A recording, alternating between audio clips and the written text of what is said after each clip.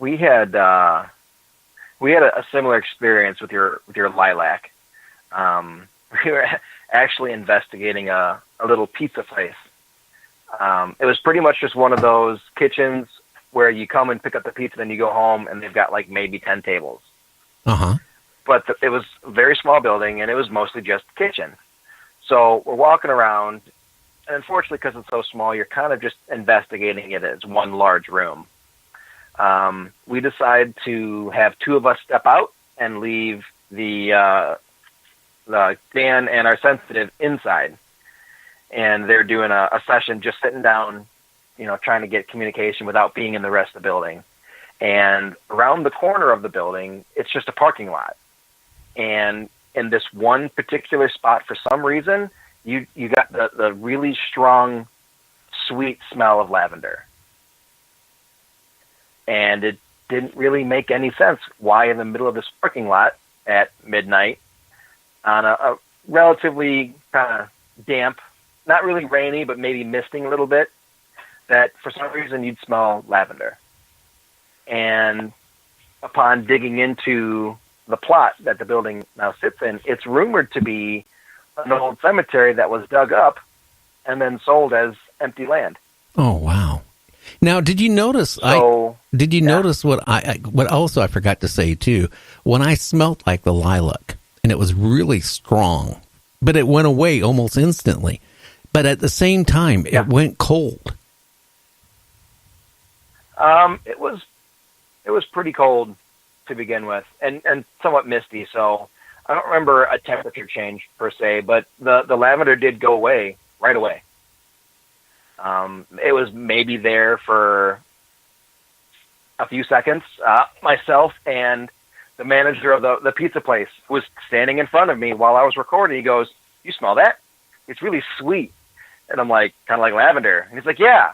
Wait, it's gone." That was it. That was all we got.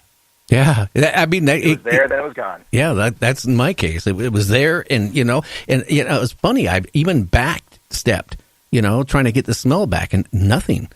And being in an old basement like that, which was a bar at one time, it actually even went under the main street out there. Mm-hmm. There were sewer pipes and stuff that were, exposed down there. I mean, it ran down the road. I mean, it was really creepy down there.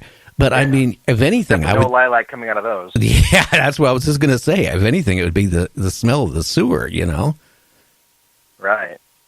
Yeah, for the most part at the pizza place, obviously all you could smell was pizza.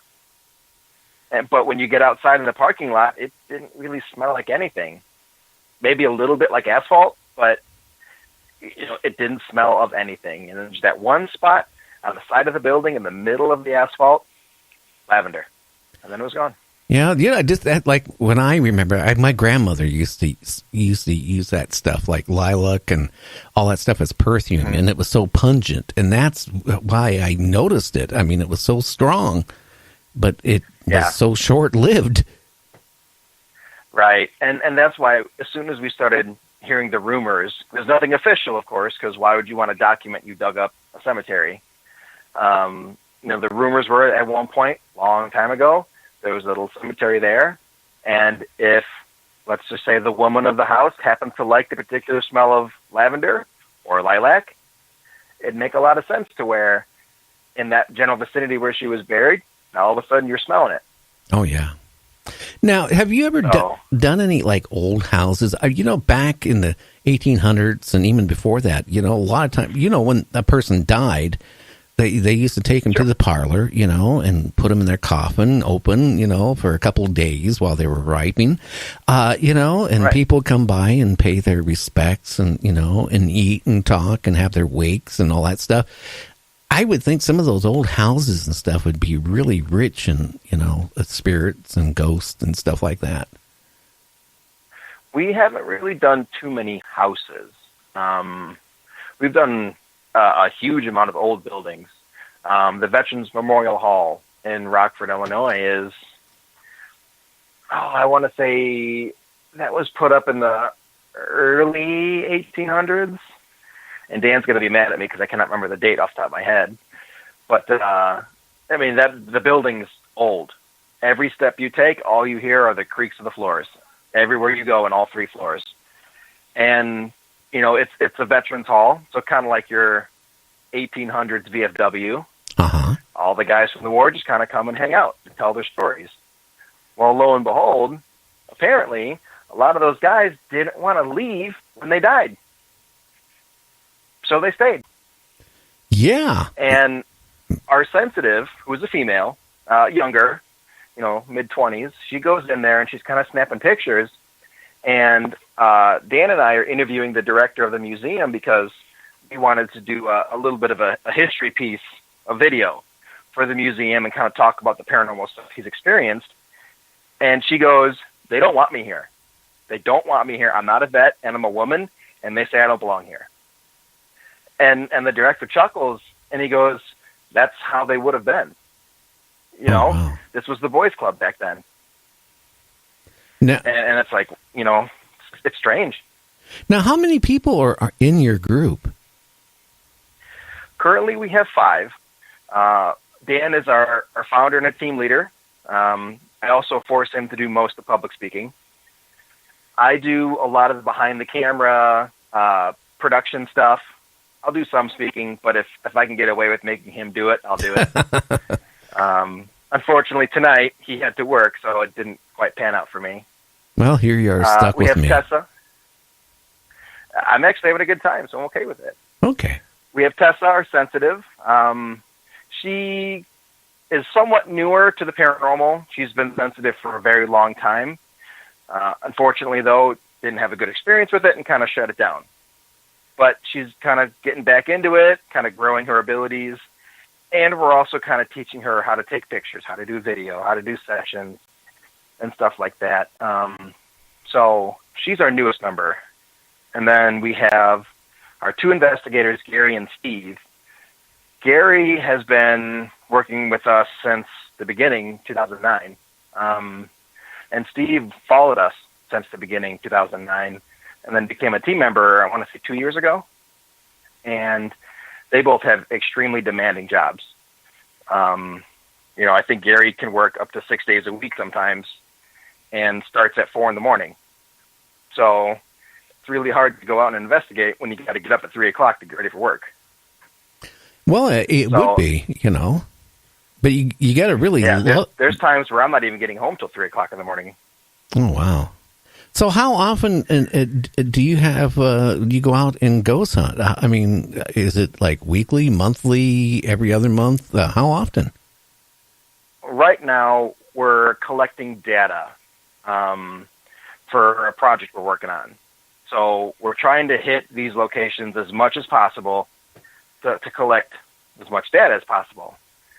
So probably within the last 8 months, we go out at least once or twice a week. Oh, wow. Over the summer, we probably went out, 3 days a week. Well, but our hard work definitely paid off because we're getting the data we need to be able to say this place is definitely haunted. Now, Larry, what main places do you go to for your ghost hunting? I mean, is it cemeteries or is it old buildings? I mean, what is your forte in this? We tend to go more the outdoor route. For ghost hunting, obviously, it's really hard to control that environment.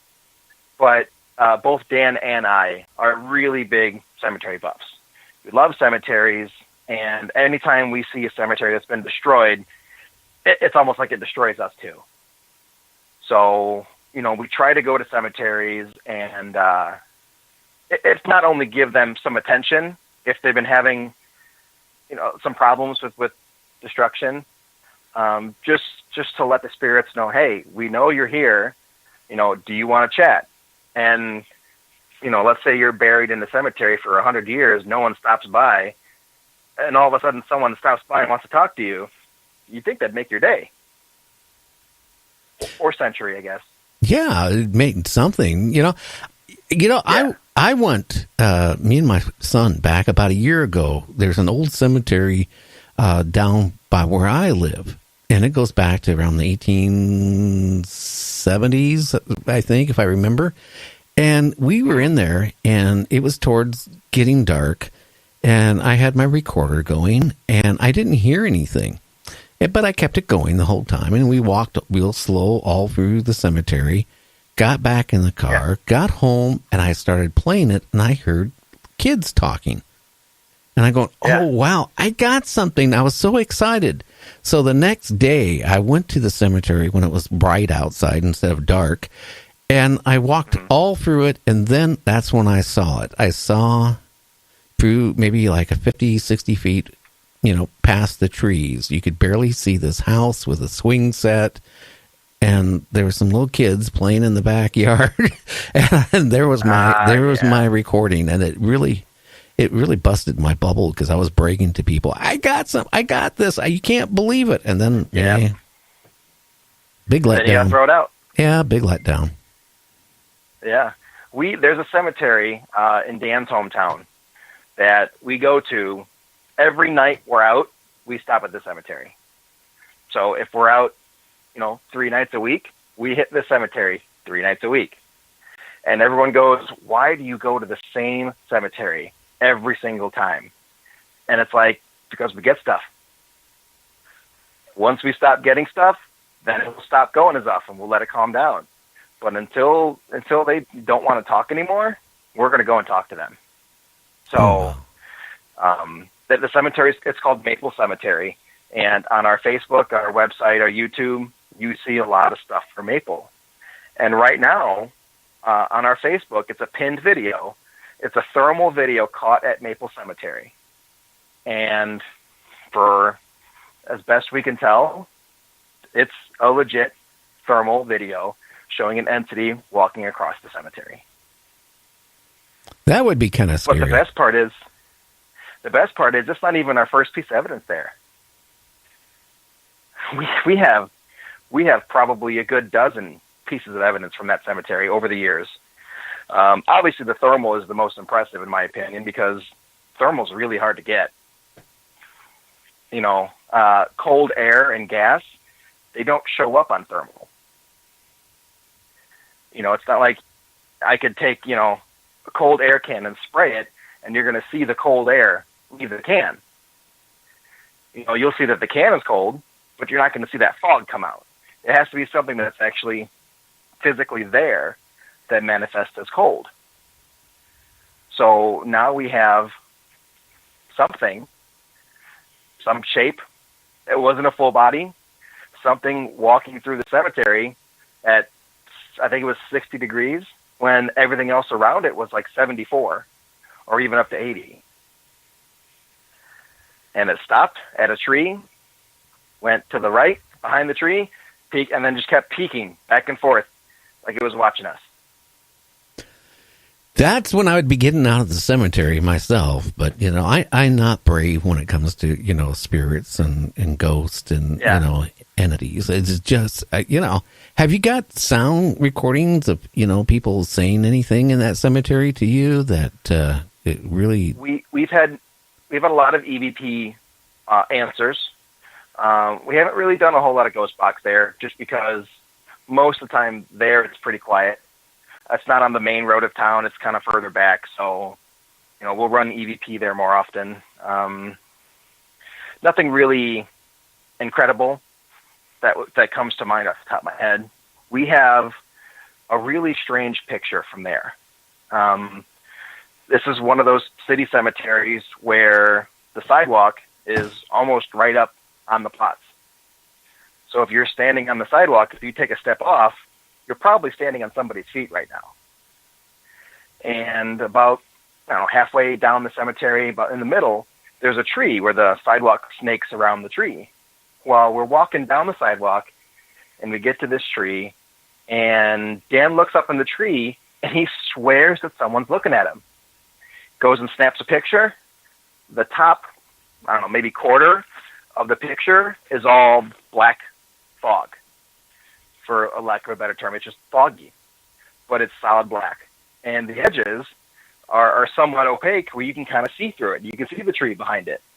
So it's not someone's finger covering the lens. And if it was, it wouldn't be black. It'd be kind of reddish. And we don't really have a way to explain it. Now,